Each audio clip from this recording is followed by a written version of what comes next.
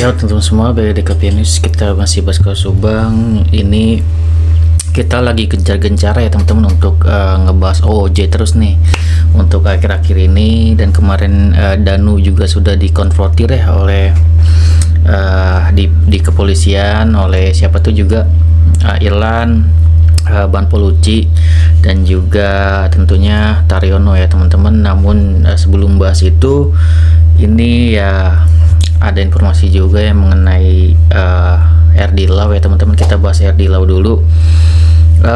Kenapa bahas RD Law bang? Ini ya kemarin ya gue lihat juga itu ya live-nya dari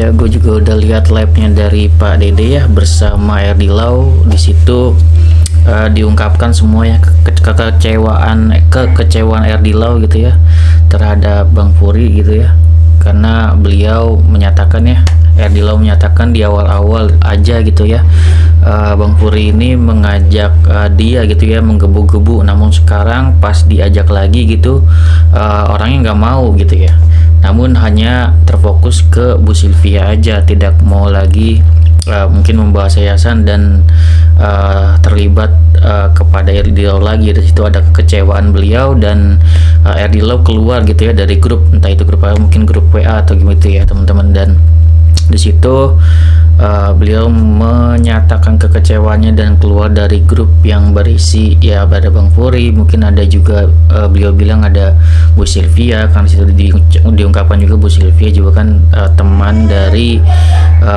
Pak RD Law gitu kan ya. Ya gue juga kurang tahu sih ya kenapa Bang Furi mungkin ada kekecewaan atau seperti apa, apakah karena ada live bersama YouTuber Subang atau seperti apa gitu ya, dan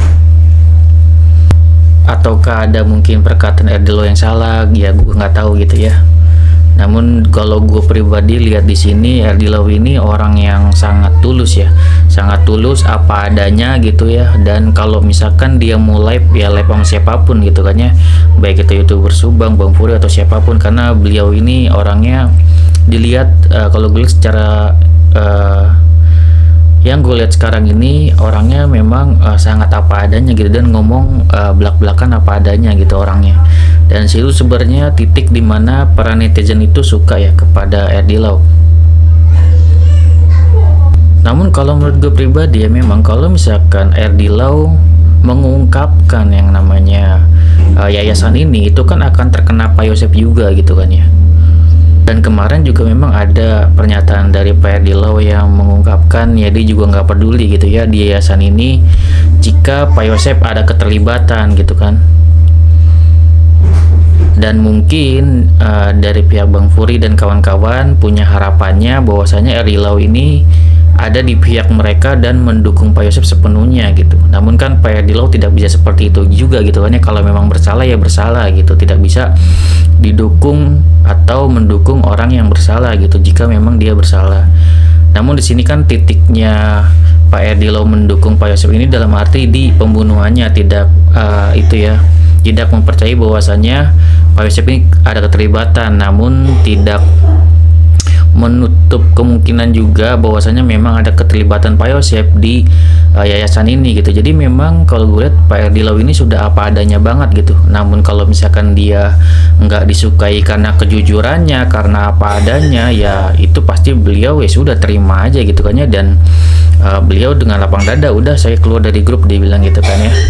Dan di situ juga kan di live Pak Dede beliau klarifikasi gitu kan ya, bahwasanya beliau keluar itu bukan keluar atau berhenti sebagai pengacaranya Pak Dedi, tapi keluar dalam arti keluar dari grup mereka gitu, dari grup Bang Furi, Bu Sylvia dan yang lainnya gitu kan. Sampai saat ini Pak RD Law juga belum tahu gitu kan ya, apakah Pak Dedi akan melanjutkan untuk menggunakan Pak RD Law atau enggak gitu, karena belum ada informasi juga dari Pak Dedi ke RD Law gitu. Dan Pak RD Law menegaskan untuk saat ini ya Pak RD Law ini dalam posisi masih pengacaranya Pak Dedi gitu. Adapun nanti misalkan ada pengaruh gitu ya, Pak Dedi dipengaruhi atau seperti apa untuk mencabut kuasa hukum Edi Lau dan tidak sesuai etika gitu, Pak Edi Lau di situ juga menyatakan bahwasanya bisa menuntut gitu, karena di sini Pak Edi Lau dari awal sudah bekerja keras gitu, bolak-balik Subang gitu, Polres Subang untuk mendapatkan suatu hasil kinerjanya dan udah ada hasilnya nih gitu kan. Dan kalau dicabut gitu aja dengan sepihak dan tidak ada etikanya, di situ beliau sudah ada niat gitu ya, mungkin akan menuntut segala macam di live tersebut gitu. Jadi di live-nya Edi Lau bersama Pak Dede di situ ya mengungkapkan kekecewaan, beliau sudah keluar dari grup gitu. Dan di sini beliau menekankan dengan tulus gitu ya, bahwasanya beliau masuk ke kasus Subang ini benar-benar tulus ingin mengungkap gitu ya, dan tidak ada tendensi apapun gitu. Makanya gue juga sangat menyukai ya untuk Edi Lau ini, kalau gue lihat dengan apa adanya, jawaban-jawaban yang kemarin gue tanyain juga dijawab dengan apa adanya, itu seperti bercermin kalau gue lihatnya ya, seperti arahnya ke Pak Taufan gitu ya, yang perkataan-perkataan beliau gitu kan ya, arahnya ke Pak Taufan gitu. Namun kalau sifat beliau itu cuman karena misalkan lagi lab nggak bisa disindir sedikit gitu ya, beliau akan ngegas juga gitu. Paling beliau juga di live itu juga menerangkan kalau beliau kadang ya seperti itu, tersulut gitu ya, kena. Tapi di sini secara keseluruhan beliau ini sama ya seperti Pak Taufan. Beliau itu mau gitu ya menanggapi semua youtuber-youtuber yang mau berkomunikasi dengan beliau, sama yang dilakukan dengan Pak Taufan gitu. Beliau terbuka, equal gitu, dari kanan dari kiri beliau mau menerima gitu. Itu hebatnya dari Pak Edi Lau gitu. Ya mungkin seperti itu ya, orang yang jujur, orang yang benar-benar mau mengungkap, orang yang tulus gitu kan ya. Ya akan sulit juga untuk dipengaruhi segala macam, karena beliau juga berdiri atas keyakinan beliau sendiri gitu.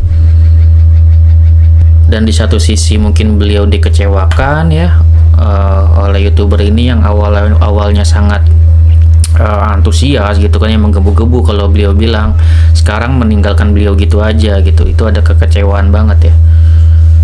Namun di sini kalau gue lihat juga ya Pak Dede juga mau terus ya berkomunikasi dengan Pak Edi Lau, dan gue juga berharap ya Pak Dede nggak sampai meninggalkan beliau gitu, karena ini udah dapat pengacara yang bagus. Pertama dari Pak Taufan sangat bagus, kedua dari Edi Lau sangat bagus. Kalau misalkan masih kena, misalkan dipengaruhi oleh orang lain dan sampai meninggalkan nih Edi Lau, menurut gue ya sangat apa ya, gimana ya, rugi banget sih buat Pak Dede gitu ya. Karena ya kemungkinan kan cuma ada dua gitu kan ya. Kalau misalkan kalau dia mau mendukung ya mendukung sepenuhnya gitu kan ya, mendukung sepenuhnya Pak Yosep. Namun kan sini beliau juga sudah membuat pernyataan gitu kan ya. Kalau misalkan masalah yayasan ya beliau kalau misalkan ada keterlibatan Pak Yosep ya udah gitu kan, beliau menyatakan seperti itu. Namun kan beliau tidak percayanya ini kan di kasus pembunuhannya doang kan kayak gitu.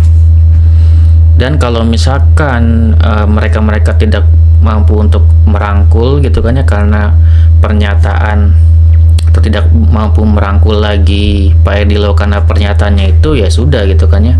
Maka ya kalau menurut gua, kalau mau jadi satu suara, makanya ya Pak Edi Lau masuk sebagai pengacara Pak Yosep juga, atau mau nggak mau Edi Lau keluar dan Pak Dedi keluar lagi atau memutuskan gitu kan ya untuk menggunakan Bu Sylvia juga sebagai pengacaranya agar satu suara gitu. Jadi kalau menurut gue seperti itu ya. Jadi ya kita nggak tahu kelanjutannya, apakah Pak Dedi atau akankah melanjutkan atau enggak, karena Pak Edi Lau juga belum ada informasi dari Pak Dedi sendiri, dan kita tunggu aja kabarnya. Ya semoga yang terbaik aja dan sehat-sehat terus, semoga lekas sembuh untuk Pak Edi Lau yang kemarin informasinya lagi sakit. Dan beliau itu kalau gue lihat juga pengacara yang bagus, dan sangat sayang kalau misalkan Pak Dedi sampai meninggalkan beliau nih, yang sudah membantu habis-habisan gitu kan ya, sampai ini mau ada hasilnya gitu. Di yayasan ini sudah ada mau tersangka baru, ya sangat sayang ya kalau misalnya ditinggalkan. Namun itu balik lagi ke keputusan Pak Deddy gitu kan ya. Dari sini kalau misalkan Andy Lau sampai ditinggalkan oleh Pak Deddy, ya teman-teman sudah bisa mendebak gitu kan ya, apakah ada yang mempengaruhi Pak Deddy ataupun enggak gitu ya. Oke, segitu dari gua, semoga bermanfaat. Wassalamualaikum warahmatullahi wabarakatuh. Sinas teman-teman.